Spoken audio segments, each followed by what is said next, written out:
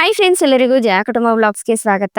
Karna serial ನಲ್ಲಿ ನಾಳಿನ ಸಂಚಿಕೆಯಲ್ಲಿ ಏನೆಲ್ಲ ಆಗುತ್ತೆ ಅಂತ ಪೂರ್ತಿಯಾಗಿ ನೋಡ್ಕೊಂಡ್ ಬರೋಣ ಬನ್ನಿ. ಸಂಚಿಕೆಯ ಶುರುವಿನಲ್ಲಿ ಕರ್ಣ ನಿಧಿನ ಹೋಗಿ ಮಲ್ಕೊಳ್ಳಿ, ನನ್ ಅಮ್ಮನ ಹತ್ರ ಮಾತಾಡ್ಬೇಕು ಅಂತ ಹೇಳ್ಬೇಕಾದ್ರೆ, ಸರಿ ಸರ್, ಅಮ್ಮ ಮಗನ್ ಸೀಕ್ರೆಟ್ ಮಧ್ಯೆ ನಾನ್ ಬರೋದಿಲ್ಲ, ಗುಡ್ ನೈಟ್ ಅಮ್ಮ, ಗುಡ್ ನೈಟ್ ಅಂತ ಹೇಳಿ ನಿಧಿ ಅಲ್ಲಿಂದ ಹೊರಡ್ತಾಳೆ. ಆಗ ಕರ್ಣ ನಿಧಿ ಹೋಗ್ತಿದ್ದಂಗೆ ಮಾಲ್ತಿ ಅವ್ರ ಕೈನ ನೋಡ್ತಾನೆ.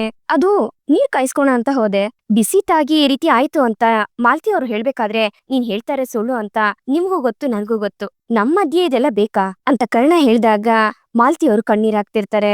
ಆಗ ಕರ್ಣ ಮಾಲ್ತಿ ಅವ್ರ ಗಾಯಕ್ಕೆ ಔಷಧಿ ಹಚ್ತಿರ್ತಾನೆ. ಈ ಕಡೆ ರಮೇಶ್ ಟೆನ್ಷನ್ ಅಲ್ಲಿ ರೂಮ್ ಅಲ್ಲಿ ಯೋಚನೆ ಮಾಡ್ತಿರ್ತಾನೆ, ಬರ್ಲಿ ಅವಳಿವತ್ತು, ಇದುವರೆಗೂ ಅವಳಗ್ ಕಲ್ಸಿರೋ ಪಾಠ ಸಾಕಾಗಿಲ್ಲ ಅನ್ಸುತ್ತೆ, ಒಳ್ಳೆ ಕಳ್ಳಿ ತರ ಅವಳು ಅಡ್ಗೆ ಮನೆಗೆ ಹೋಗೇ ಇಲ್ಲ ಅಂತ ಅಂದಿದ್ದೀರೆ, ನಾನ ದರಿದ್ರದವನ್ಗೆ ಅಡ್ಗೆ ಮಾಡಕ್ ಕರ್ಮನು ಬರ್ತಿರ್ಲಿಲ್ಲ ಅಂತ ರಮೇಶ್ ಕರ್ಣನ ಮನ್ಸಲ್ಲಿ ಇಟ್ಕೊಂಡು ಬೈಕೋತಾ ಇರ್ತಾನೆ. ಅಮ್ಮ ಒಂದ್ ನಿಮಿಷ ಕುತ್ಕೊಳ್ಳಿ, ನಾನ್ ಬಂದೆ ಅಂತ ಹೇಳಿ ಕರ್ಣ ಊಟ ಹಾಕೊಂಡ್ ಬಂದು ತಿನ್ಸೋದಕ್ಕೆ ನೋಡ್ತಾನೆ. ಬೇಡ ಕರ್ಣ, ನಾನು ಉಪವಾಸ ಮಾಡ್ತೀನಿ ಅಂತ ಹೇಳಿದ್ನಲ್ಲ ಅಂತ ಮಾಲ್ತಿ ಹೇಳ್ಬೇಕಾದ್ರೆ, ಎಷ್ಟು ಸಹಿಸ್ಕೋತೀರಮ್ಮ, ನೀವ್ ಯಾವ ತರ ಉಪವಾಸ ಮಾಡ್ತಿದೀರಾ ಅಂತ ನಿಮ್ ಕಣ್ಣು ನೋಡಿದ್ರೆ ಗೊತ್ತಾಗುತ್ತೆ ಅಂತ ಹೇಳ್ತಾ ಕರ್ಣ ಮಾಲ್ತಿ ಅವ್ರ ಕಣ್ಣೀರಿನ ಒರೆಸ್ತಾ, ಸಾರಿ ಅಮ್ಮ, ಇಷ್ಟು ವರ್ಷ ನಿಮ್ಗೆ ಅಪ್ಪ ಹಿಂಸೆ ಕೊಡೋದ್ ಗೊತ್ತಿದ್ರು ನನ್ ಕೈಲಿ ಏನು ಮಾಡಕ್ ಆಗ್ತಿರ್ಲಿಲ್ಲ, ಆದ್ರೆ ಇನ್ ಮುಂದೆ ಆ ರೀತಿ ಆಗೋದಿಲ್ಲ, ಇಲ್ಲಿ ತನಕ ಅಪ್ಪ ಮಾಡಿದ್ದು, ನೀನು ನೋವು ಅನ್ಭವಿಸಿದ್ದು ಎಲ್ಲ ಮಿತಿ ಮೀರೋಗಿದೆ, ಬಗ್ಗಿರೋರ್ ಬೆನ್ಗೆ ಏಟು ಜಾಸ್ತಿ ಬೀಳತ್ತೆ ಅನ್ನೋದು ಸುಳ್ಳಲ್ಲ ಅಮ್ಮ, ಬಿದ್ದಿರೋ ಏಟನ್ನ ಮರಿಬೇಕು, ಆದ್ರೆ ಅದ್ರಿಂದ ಕಲ್ತಿರೋ ಪಾಠನ ಮರಿಬಾರ್ದು ಅಂತ ಕರ್ಣ ಹೇಳಿದಾಗ, ಏನಾಯ್ತು ಕಂದ, ಯಾಕೆ ಈ ರೀತಿ ಎಲ್ಲ ಮಾತಾಡ್ತಿದ್ಯಾ ನೀನು ಅಂತ ಮಾಲ್ತಿ ಅವರು ಹೇಳ್ಬೇಕಾದ್ರೆ, ಇನ್ ಮುಂದೆ ನಿಮ್ಗೆ ಆಗ್ತಿರೋ ಅನ್ಯಾಯನ ನಾನು ಸಹಿಸೋದಿಲ್ಲ, ನೀವ್ ಹೋಗಿ ನಿತ್ಯನ್ ಜೊತೆ ಮಲ್ಕೊಳ್ಳಿ ಅಂತ ಕರ್ಣ ಹೇಳಿದಾಗ, ಅದು ಹಾಗಲ್ಲ ನಿಮ್ಮಪ್ಪ ಅಂತ ಮಾಲ್ತಿಯವರು ಹೇಳ್ತಾರೆ, ಇವತ್ತೊಂದ್ ದಿವ್ಸ ನನಗೋಸ್ಕರ ಹೋಗಿ ನಿತ್ಯನ್ ಜೊತೆ ಮಲ್ಕೊಳ್ಳಿ ಅಂತ ಕರ್ಣ ಹೇಳಿದಾಗ, ಅದಕ್ಕೆ ಸರಿ ಆಯ್ತು ಅಂತ ತಲೆ ಆಡಿಸಿ ಮಾಲ್ತಿಯವರು ಅಲ್ಲಿಂದ ಎದ್ದು ಹೋಗ್ತಾರೆ.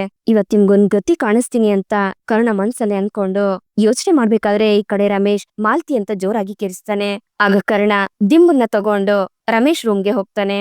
ಏನಾಯ್ತಪ್ಪ, ಯಾಕೆ ಕಿರಿಸ್ತಾ ಇದೀರಾ ಅಂತ ಕರ್ಣ ಹೇಳ್ಬೇಕಾದ್ರೆ, ಏ ಹಾಗೇನಿಲ್ಲ, ಹೌದು ಅದು ಏನದು ಮಾಲ್ತಿ ಇನ್ನೂ ಬಂದಿಲ್ಲ ಅಲ್ಲ, ಅವಳಿಗೋಸ್ಕರ ಕಾಯ್ತಾ ಇದ್ದೆ, ಉಪವಾಸ ಬೇರೆ ಇದ್ಲಲ್ಲ, ತುಂಬಾ ಸುಸ್ತಾಗಿರುತ್ತೆ, ಬಂದು ಮಲ್ಕೊಳ್ಳಿ ಅಂತ ಅಂತ ರಮೇಶ್ ಹೇಳ್ದಾಗ, ಓ ಹಾಗ, ಪ್ರೀತಿಯಿಂದ ಬೈದಿದ್ದ ಅಂತ ಕರ್ಣ ಹೇಳ್ದಾಗ, ಹ್ಮ್ ಪ್ರೀತಿಯಿಂದ, ಕೆಲ್ಸ ಅಂತ ನಿದ್ದೆ ಬಿಡ್ಬಾರ್ದಲ್ವಾ ಅಂತ ರಮೇಶ್ ಹೇಳ್ಬೇಕಾದ್ರೆ, ಪಾಪ ಅಮ್ಮ ಈ ಮನೆಗೆ ತುಂಬಾನೇ ತ್ಯಾಗ ಮಾಡಿದ್ದಾರೆ, ಅದು ಅರ್ಥ ಆಗೋದಿಕ್ಕೆ ನನಗೆ ನಿಮ್ಗೆ 10 ಜನ್ಮನೂ ಕಡಿಮೆ ಅಂತ ಕರ್ಣ ಹೇಳ್ದಾಗ, ಹಾ ಹೌದು ಹೌದು, ನೀನೇನೋ ದಿಂಬು ಹಿಡ್ಕೊಂಡು ಇಲ್ಲಿಗ್ ಬಂದಿದ್ಯಾ, ಇನ್ನು ಮಲಗಿಲ್ವಾ ಅಂತ ರಮೇಶ್ ಕೇಳಿದಾಗ, ಅಪ್ಪ ನಾನ್ ಯಾವತ್ತೂ ನಿನ್ ಜೊತೆ ಮಲಗೇ ಇಲ್ಲ, ಇವತ್ ಯಾಕೋ ನಿನ್ ಜೊತೆ ಮಲಗ್ಬೇಕು ಅಂತ ಅನ್ನಿಸ್ತಾ ಇದೆ, ಅದಿಕ್ಕೆ ಅಮ್ಮನ್ನ ನನ್ ರೂಮಿಗೆ ಕಳಿಸ್ಬಿಟ್ಟೆ ಅಂತ ಕರ್ಣ ಹೇಳಿದಾಗ, ಅದನ್ನ ಕೇಳಿ ರಮೇಶ್ಗೆ ಶಾಕ್ ಆಗುತ್ತೆ.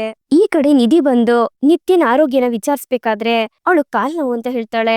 ಆಗ ಅವಳ ಕಾಲ್ ನೋಡಿ, ಅಕ್ಕ ಏನೇ ಇದು ಇಷ್ಟೊಂದು ಸ್ವೆಲ್ಲಿಂಗ್ ಆಗಿದೆ ನೋಡು, ನಿನ್ಗೆ ಹಾಸ್ಪಿಟಲ್ ಅಲ್ಲಿ ತುಂಬಾ ಕೆಲ್ಸ ಆಗ್ತಿದೆ, ಓವರ್ ಸ್ಟ್ರೆಸ್ ಅನ್ಸ್ತಿದ್ರೆ ನನ್ಗೆ ಹೇಳು, ನಿನ್ ಕೆಲ್ಸನೆಲ್ಲ ನಾನ್ ಮಾಡ್ಕೊಡ್ತೀನಿ ಓಕೆನಾ ಅಂತ ಹೇಳಿ ನಿಧಿ ನಿತ್ಯನ್ ಕಾಲನ್ನ ಒತ್ತುತ್ತಿರ್ತಾಳೆ.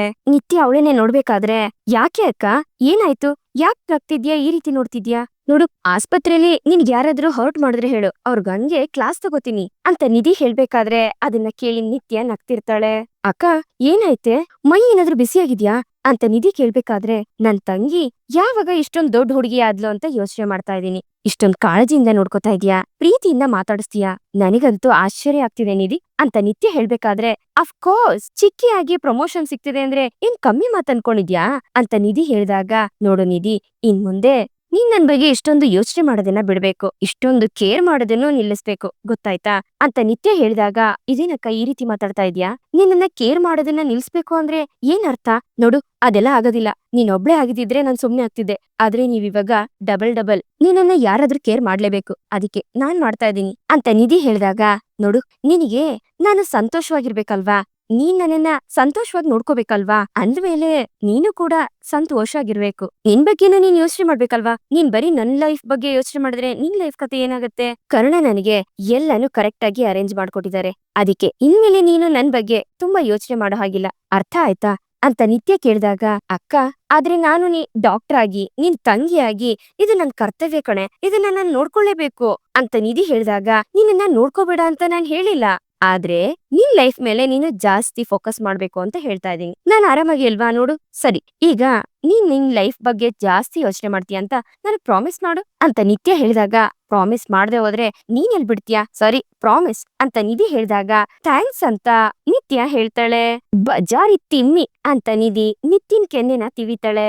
ಹಾಗೆ ಇಬ್ರು ನಗ್ನಗ್ತಾ ಮಾತಾಡ್ಬೇಕಾದ್ರೆ, ನೋಡಕ್ಕ, ನಾನ್ ನಿನ್ನ ಕೇರ್ ಮಾಡ್ತಿಲ್ಲ ಅಂತ ನೀನು ಡ್ರೈ ಫ್ರೂಟ್ಸ್ ತಿನ್ನೋದು, ಆಮೇಲೆ ಟ್ಯಾಬ್ಲೆಟ್ ತಗೊಳ್ಳೋದು, ಊಟ ಮಾಡದೇ ಇರೋದೆಲ್ಲ ಮಾಡ್ಬಾರ್ದು, ಓಕೆನಾ ಅಂತ ನಿಧಿ ಹೇಳಿದಾಗ, ನೋಡ್ದ್ಯಾ ಮತ್ತೆ ಶುರು ಮಾಡಿದ್ಲು ಗೂಬೆ. ಹೋಗ್ ಮಲ್ಕೋಗು ಹೋಗು ಅಂತ ನಿತ್ಯ ಹೇಳಿದಾಗ, ಓಕೆ ಗುಡ್ ನೈಟ್ ಅಂತ ಹೇಳಿ ನಿಧಿ ಅಲ್ಲಿಂದ ಓಡೋಗ್ತಾಳೆ.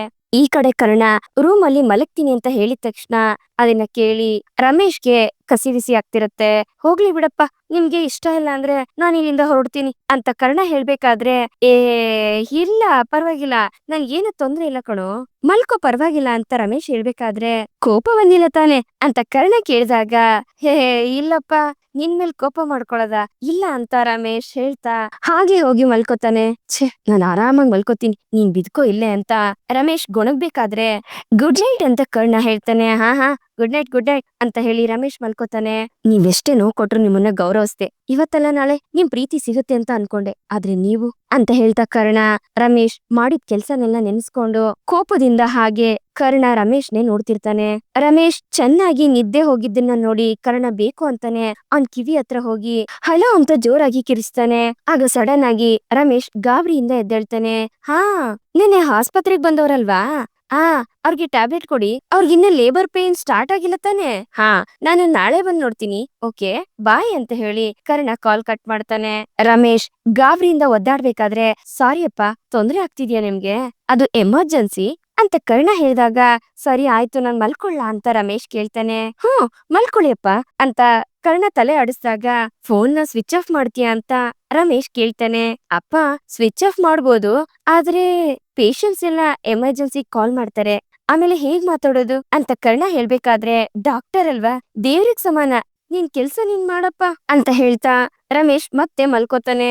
ಅಮ್ಮ ಮಲಗಿದ್ದಾಗ್ಲೂ ನೀವ್ ಇದೇ ರೀತಿ ಅವ್ರಿಗೆ ಹಿಂಸೆ ಕೊಟ್ಟಿದೀರಾ ಅಲ್ವಾ ಅಂತ ಕರ್ಣ ಮನ್ಸಲ್ಲೇ ಅನ್ಕೊಂಡು ಮತ್ತೆ ಹೋಗಿ ಜೋರಾಗಿ ಅವ್ನ್ ಕಿವಿ ಹತ್ರ ಕಿರಿಸ್ತಾನೆ. ಆದ್ರಿಂದ ಮತ್ತೆ ರಮೇಶ್ ಬಿದ್ದು ಎದ್ದೇಳ್ತಾನೆ. ಇದೇ ರೀತಿ ಕರ್ಣ ಫೋನಲ್ಲಿ ಮಾತಾಡ್ತಾ ರಮೇಶ್ಗೆ ನಿದ್ದೆ ಮಾಡೋದಕ್ಕೆ ಬಿಡ್ತಿರೋದಿಲ್ಲ. ಇದ್ರಿಂದ ರಮೇಶ್ಗೆ ತುಂಬಾ ಇರಿಟೇಷನ್ ಆಗ್ತಿರುತ್ತೆ.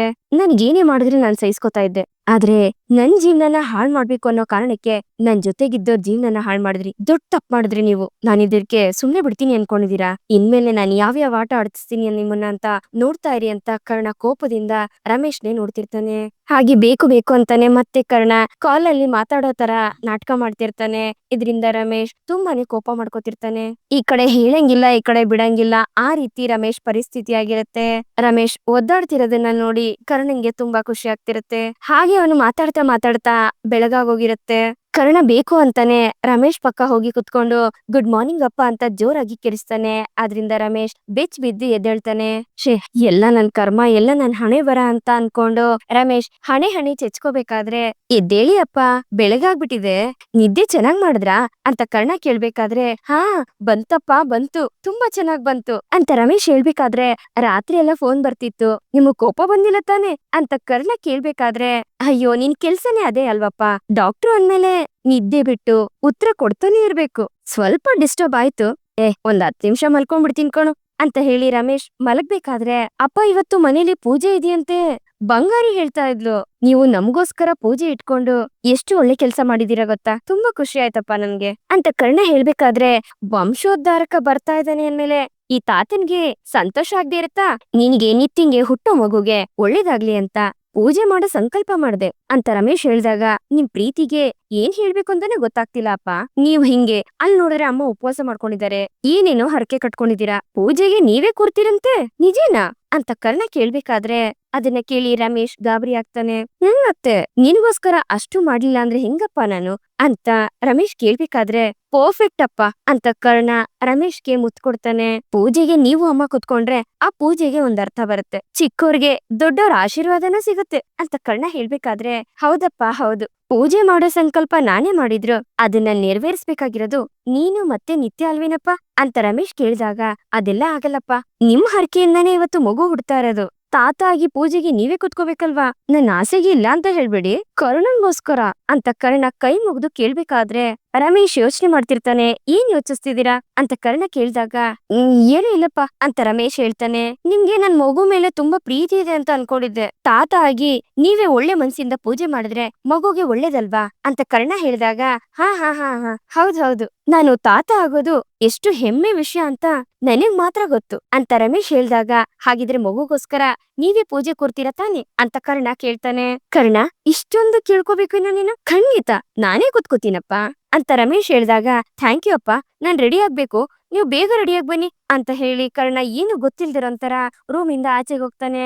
ಹಾಗೆ ಹೋಗ್ತಾ ಹೋಗ್ತಾ ಚೆನ್ನಾಗಿ ಉರ್ಕೋತಿರೋ ರಮೇಶನ್ ಮುಖನ ನೋಡಿ ಕರ್ಣ ಖುಷಿ ಪಡ್ತಿರ್ತಾನೆ.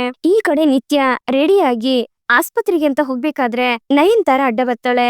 ನಿತ್ಯ ಎಲ್ಲಿಗೆ ಹೋಗ್ತಿದ್ಯಾ ಅಂತ ಕೇಳ್ಬೇಕಾದ್ರೆ ಹಾಸ್ಪಿಟಲ್ಗೆ ಅಂತ ನಿತ್ಯ ಹೇಳ್ತಾಳೆ. ಹಾಸ್ಪಿಟಲ್ಗ? ಆದ್ರೆ ಮನೇಲಿ ಪೂಜೆ ಇದೆಯಲ್ಲ, ನೀನ್ ಮನೇಲೇ ಇರ್ಬೇಕು ಅಂತ ನಯನ್ತಾರ ಹೇಳ್ದಾಗ, ಹೌದು, ಆದ್ರೆ ಈಗಷ್ಟೇ ಜಾಯ್ನ್ ಆಗಿದ್ದೀನಲ್ವಾ, ಕೆಲ್ಸನೂ ತುಂಬಾನೇ ಇದೆ, ಹೋಗದೆ ಇರೋದಕ್ಕೂ ಆಗೋದಿಲ್ಲ ಅಂತ ನಿತ್ಯ ಹೇಳ್ಬೇಕಾದ್ರೆ, ಅಲ್ಲ ನಿತ್ಯ, ಇದು ನಿನ್ ಮಗುಗೋಸ್ಕರನೇ ಮಾಡ್ತಿರೋ ಪೂಜೆ, ನೀನೇ ಇಲ್ಲ ಅಂದ್ರೆ ಹೇಗೆ ಅಂತ ನಯನ್ತಾರ ಕೇಳ್ತಾಳೆ. ಗೊತ್ತು, ಆದ್ರೆ ಹೋಗ್ ಬಂದ್ಬಿಡ್ತೀನಿ ಅಂತ ನಿತ್ಯ ಹೇಳ್ಬೇಕಾದ್ರೆ, ಅಲ್ಲ ನಿತ್ಯ, ನಿನ್ ಕನ್ಸರ್ನ್ ನನ್ಗೆ ಅರ್ಥ ಆಗತ್ತೆ, ಆದ್ರೆ ನೀನ್ ಪ್ರೆಗ್ನೆಂಟ್, ಇಷ್ಟೆಲ್ಲ ಓಡಾಡೋದು ನಿನ್ ಹೆಲ್ತ್ಗೆ ಒಳ್ಳೇದಲ್ಲ. ಅಷ್ಟಕ್ಕೂ ಹಾಸ್ಪಿಟಲ್ ನಮ್ದೆ, ನೀನು ಈ ಮನೆ ಸೊಸೆ, ಫುಲ್ ಡೇ ಅಲ್ದೇ ಇದ್ರು ಹಾಫ್ ಡೇ ಲೀವ್ ತಗೋಬೋದಲ್ವಾ ಅಂತ ನಯನ್ತಾರ ಹೇಳ್ದಾಗ, ಹೌದು, ಆದ್ರೆ ರಜಾ ಹಾಕ್ಬಿಟ್ರೆ ಇರೋ ಕೆಲ್ಸ ಆಗೋದಿಲ್ವಲ್ಲ ಅಂತ ನಿತ್ಯ ಹೇಳ್ಬೇಕಾದ್ರೆ, ನೀನು ಪೂಜೆ ಮುಗಿಯೋವರೆಗೂ ಲೀವ್ ತಗೋ, ಸುಮ್ನೆ ಹೀಗ್ ಹೋಗೋದು ಮತ್ತೆ ಬರೋದು ಅದೆಲ್ಲ ಎಕ್ಸ್ಟ್ರಾ ಸ್ಟ್ರೆಸ್ ಅಲ್ವಾ, ನೀನ್ ಇವಾಗ ಆರೋಗ್ಯದ ಬಗ್ಗೆ ಗಮನ ಕೊಡ್ಬೇಕು, ಸರಿನಾ ಅಂತ ನಯನ್ತಾರ ಹೇಳ್ದಾಗ, ಅದಕ್ಕೆ ಸರಿ ಅಂತ ನಿತ್ಯ ಒಪ್ಕೊಂಡು, ಆದ್ರೆ ಪೂಜೆ ಮುಗ್ದಿದ್ಮೇಲೆ ನಾನು ಇಲ್ಲಿಂದ ಹೊರಟೋಗ್ಬಿಡ್ತೀನಿ ಅಂತ ಹೇಳ್ತಾಳೆ. ಅದಕ್ಕೆ ನಯನ್ತಾರ ತಲೆ ಆಡಿಸ್ತಾ, ಯಾವ್ದೇ ಕೆಲ್ಸ ಆದ್ರೂ ನಿನ್ಗೆ ಬಹಳ ಶ್ರದ್ಧೆ ಅಲ್ವಾ, ಮೊದ್ಲಿಂದನೂ ನೀ ಹೀಗೇನಾ ಅಂತ ನಯನ್ತಾರ ಕೇಳ್ಬೇಕಾದ್ರೆ, ಅದು ಏನಂದ್ರೆ ಕೈ ತುಂಬಾ ಕೆಲ್ಸ ಇದ್ದಾಗ ಮೈಂಡು ಆಕ್ಟಿವ್ ಆಗಿರುತ್ತಲ್ವಾ, ಆ ಚಿಂತೆನೂ ಕಡಿಮೆ ಆಗತ್ತೆ ಅಂತ ನಿತ್ಯ ಹೇಳ್ಬೇಕಾದ್ರೆ, ಎಕ್ಸಾಕ್ಟ್ಲಿ ಅಂತ ನಯನ್ತಾರ ಹೇಳ್ತಾಳೆ. ಸರಿ ಆಯ್ತು ಅಂತ ಹೇಳಿ ನಿತ್ಯ ವಾಪಸ್ ರೂಮ್ಗೆ ಹೋಗ್ತಾಳೆ. ನೀನ್ ಚಿಂತೆ ಕಟ್ಕೊಂಡು ನನ್ಗೇನಾಗ್ಬೇಕಾಗಿದೆ, ಇವತ್ತು ನಾನು ಆರ್ಡರ್ ಮಾಡಿರೋ ಮೆಡಿಸನ್ ಸಪ್ಲೈಗ್ ಬರ್ತಾ ಇದೆ, ಆ ಹೊತ್ತಲ್ಲಿ ನೀನು ಅಲ್ಲಿರ್ಬಾರ್ದು ಅಷ್ಟೇ ಅಂತ ನಯನ್ತಾರ ಮನ್ಸಲ್ಲೇ ಅನ್ಕೊಳ್ತಿರ್ತಾಳೆ. ಈ ಕಡೆ ಸಂಜಯ್ ಗಾಡಿ ಕೆಟ್ಟೋಗಿರೋದ್ರಿಂದ ಮೆಕ್ಯಾನಿಕ್ ನ ಕರೆಸಿ ಗಾಡಿನ ರೆಡಿ ಮಾಡಿಸ್ಕೊಂಡು ಅವನ್ಗೆ ಕೈ ತುಂಬಾ ದುಡ್ಡು ಕೊಟ್ಟು ಸಂಜಯ್ ಅಲ್ಲಿಂದ ಹೊರಡ್ತಾನೆ. ಈ ಕಡೆ ನಿಧಿ ರಂಗೋಲಿ ಬಿಡಿಸಿ ಹೂವುಗಳನ್ನ ಯಾವ ರೀತಿ ಜೋಡಿಸ್ಬೇಕು ಅಂತ ಗೊತ್ತಾಗ್ದೆ ಒದ್ದಾಡುತ್ತಿರ್ಬೇಕಾದ್ರೆ ಕರ್ಣ ಇದನ್ನ ಗಮನಿಸ್ತಾನೆ. ಆಗ ಕರ್ಣ ನಿಧಿ ಹತ್ರ ಬಂದು ಅವಳ ಕೈ ಹಿಡ್ಕೊಂಡು ಹೂವುಗಳನ್ನೆಲ್ಲ ಅಲಂಕಾರ ಮಾಡ್ತಾನೆ. ಕರ್ಣನ್ನ ಕ್ಲೋಸ್ ಅಪ್ ಅಲ್ಲಿ ನೋಡ್ತಾ ನಿಧಿ ಹಾಗೆ ತನ್ನನ್ನ ತಾನು ಮರ್ತು ಪ್ರೀತಿಯಿಂದ ಕರ್ಣನ್ನೇ ನೋಡ್ತಿರ್ತಾಳೆ. ಪರವಾಗಿಲ್ವೇ ಸರ್, ನಿಮ್ಗಿದೆಲ್ಲ ಬರುತ್ತೆ ಅಂತ ನಿಧಿ ಹೇಳ್ಬೇಕಾದ್ರೆ, ಮತ್ತೆ ನಮ್ ಹುಡುಗಿ ಕಷ್ಟ ಪಡ್ತಿರೋದನ್ನ ನೋಡಕ್ಕಾಗತ್ತಾ, ಅದಕ್ಕೆ ಬಂದಿದ್ದು ಅಂತ ಕರ್ಣ ಹೇಳ್ತಾನೆ. ಇದನ್ನ ಕೇಳಿ ನಿಧಿ ನಾಚ್ಕೋತಿರ್ತಾಳೆ. ಅಷ್ಟ್ರಲ್ಲಿ ಮನೇಲಿ ಪೂಜೆಗೆಲ್ಲ ರೆಡಿ ಮಾಡಿ ಎಲ್ರು ಬೇಗ ಬನ್ನಿ ಅಂತ ಕರಿಬೇಕಾದ್ರೆ ನಿತ್ಯ, ಕರ್ಣ, ನಿಧಿ ಮನೆಯವರೆಲ್ರು ಸೇರಿ ಹಾಲ್ಗೆ ಬರ್ತಾರೆ. ಆಗ ಪೂಜಾರಿಗಳು, ಪೂಜೆ ಕುತ್ಕೊಳ್ಳೋರು ಯಾರು, ಅವ್ರನ್ನ ಕರೀರಿ ಅಂತ ಹೇಳ್ಬೇಕಾದ್ರೆ, ಇವ್ನಿದಾನಲ್ಲ ಇವನೇ ಪೂಜೆ ಕುತ್ಕೊಳ್ಳೋದು ಅಂತ ಮಹಾಲಕ್ಷ್ಮಿ ಅವರು ಹೇಳ್ತಾರೆ. ಅದನ್ನ ಕೇಳಿ ನಯನ್ತಾರ ಶಾಕ್ ಆಗ್ತಾಳೆ. ನೋಡಿ, ಮಹಾಗಣಪತಿನ ಪ್ರಾರ್ಥನೆ ಮಾಡ್ಕೊಂಡು ಸಂಕಲ್ಪ ಮಾಡ್ಕೊಂಡು ಪೂಜೆನ ಶುರು ಮಾಡಿ ಅಂತ ಪೂಜಾರಿ ಹೇಳ್ಬೇಕಾದ್ರೆ, ಅವ್ರು ಹೇಳ್ದಂಗೆ ರಮೇಶ್ ಮತ್ತೆ ಮಾಲ್ತಿ ಅವರು ಮಾಡ್ತಿರ್ತಾರೆ. ಈ ಕಡೆ ರಮೇಶ್ಗೆ ಸಿಕ್ಕಾಪಟ್ಟೆ ಸುಸ್ತಾಗ್ತಿರುತ್ತೆ. ಮಾಲ್ತಿ, ಹೋಗಿ ಕಾಫಿ ತಗೊಂಡ್ ಬಾ ಅಂತ ರಮೇಶ್ ಹೇಳ್ಬೇಕಾದ್ರೆ, ನೋಡಿ, ಪೂಜೆ ಮುಗಿಯೋವರೆಗೂ ನೀವು ಏನನ್ನು ತಿನ್ಬಾರ್ದು, ನೀರು ಸಹ ಕುಡಿಬಾರ್ದು ಅಂತ ಪೂಜಾರಿಗಳು ಹೇಳ್ತಾರೆ. ಅದನ್ನ ಕೇಳಿ ರಮೇಶ್ಗೆ ಶಾಕ್ ಆಗತ್ತೆ. ಆಗ ಕರ್ಣಂಗೆ, ಅಮ್ಮನ್ಗೆ ನೀವು ಉಪವಾಸ ಇರಿ ಅಂತ ಹೇಳ್ತಿದ್ರಲ್ಲ, ಇದನ್ನ ನಿಮ್ಗೆ ಕೊಡ್ತಾರೆ ಶಿಕ್ಷೆ ಅಂತ ಕರ್ಣ ಮನ್ಸಲ್ಲೇ ಅನ್ಕೋತಿರ್ತಾನೆ. ಆಗ ಕರ್ಣ ಬೇಕು ಅಂತಾನೆ ಹೋಗಿ ಎಲ್ರಿಗೂ ಜ್ಯೂಸ್ ಮಾಡಿ ತಗೊಂಡ್ ಬಂದ್ ಕೊಡ್ತಾನೆ. ಆದ್ರೆ ರಮೇಶ್ಗ್ ಮಾತ್ರ ಜ್ಯೂಸ್ ಕೊಡೋದಿಲ್ಲ. ಇದರಿಂದ ರಮೇಶ್ ತುಂಬಾನೇ ಉರ್ಕೋತಿರ್ತಾನೆ. ಪೂಜೆ ಎಲ್ಲ ಮುಗಿದ್ಮೇಲೆ ಮಹಾಮಂಗಳಾರತಿನ ಮಾಡಿಸ್ಬೇಕಾದ್ರೆ ಮಾಲ್ತಿ ಮತ್ತೆ ರಮೇಶ್ ಇಬ್ರು ಆರ್ತಿನ ತಗೊಂಡು ಬೆಳಗ್ತಾ ಇರ್ತಾರೆ. ಆಗ ಇದ್ದಕ್ಕಿದ್ದಂಗೆ ರಮೇಶ್ ತಲೆ ಸುತ್ತಿ ಮಾಲ್ತಿ ಕಾಲತ್ರನೇ ಬೀಳ್ತಾನೆ. ಇದನ್ನ ನೋಡಿ ಮನೆಯವರೆಲ್ರಿಗೂ ಶಾಕ್ ಆದ್ರೆ, ಅಮ್ಮನ್ಗೆ ನೀವ್ ಇಷ್ಟ ದಿವಸ ನೋವು ಕೊಟ್ಟಿದ್ರಲ್ಲ, ಇದರಿಂದ ನೀವು ಅಮ್ಮನ್ ಕಾಲಕ್ ಬಿದ್ದು ಕ್ಷಮೆ ಕೇಳ್ದಂಗಾಯ್ತು ಅಂತ ಕರ್ಣ ಮನ್ಸಲ್ಲಿ ಅನ್ಕೊಂಡು ಖುಷಿ ಪಡ್ತಿರ್ತಾನೆ. ಈ ಕಡೆ ಸಂಜಯ್ ಜೀವನದಲ್ಲಿ ಒಂದು ಹೊಸ ಹುಡುಗಿ ಎಂಟ್ರಿ ಆಗತ್ತೆ. ಇದರಿಂದ ಸಂಜಯ್ ಜೀವನದಲ್ಲಿ ಹೊಸ ಅಲೆ ಏಳುತ್ತಾ, ಅಥವಾ ಸಂಜಯ್ ಕಂಪ್ಲೀಟ್ ಆಗಿ ಬದ್ಲಾಗ್ತಾನ, ಅಥವಾ ಆ ಹುಡುಗಿನ ಇವನು ಎದುರಾಕೊಂಡು ಅವಳ ಜೀವನನ ಹಾಳು ಮಾಡೋದಕ್ ನೋಡ್ತಾನ, ಇದೆಲ್ಲ ಮುಂದಿನ ಸಂಚಿಕೆಯಲ್ಲಿ ಗೊತ್ತಾಗತ್ತೆ. ಇಲ್ಲಿಗೆ ಈ ಒಂದು ಸಂಚಿಕೆ ಮುಗಿಯುತ್ತೆ. ಈ ಸಂಚಿಕೆ ನಿಮ್ಗೆ ಇಷ್ಟ ಆಗಿದೆ ಅಂತ ಅನ್ಕೊಳ್ತೀನಿ. ಇಷ್ಟ ಆಗಿದ್ರೆ ದಯವಿಟ್ಟು ಲೈಕ್ ಮಾಡಿ, ಹಾಗೆ ಹೇಗಿತ್ತು ಅನ್ನೋದನ್ನ ಕಮೆಂಟ್ ಮೂಲಕ ತಿಳಿಸಿ. ಮತ್ತೆ ಮುಂದಿನ ಸಂಚಿಕೆಯೊಂದಿಗೆ ನಿಮ್ಮನ್ನ ಭೇಟಿ ಆಗ್ತೀನಿ. ಅಲ್ಲಿವರೆಗೂ Tata, bye bye, take care.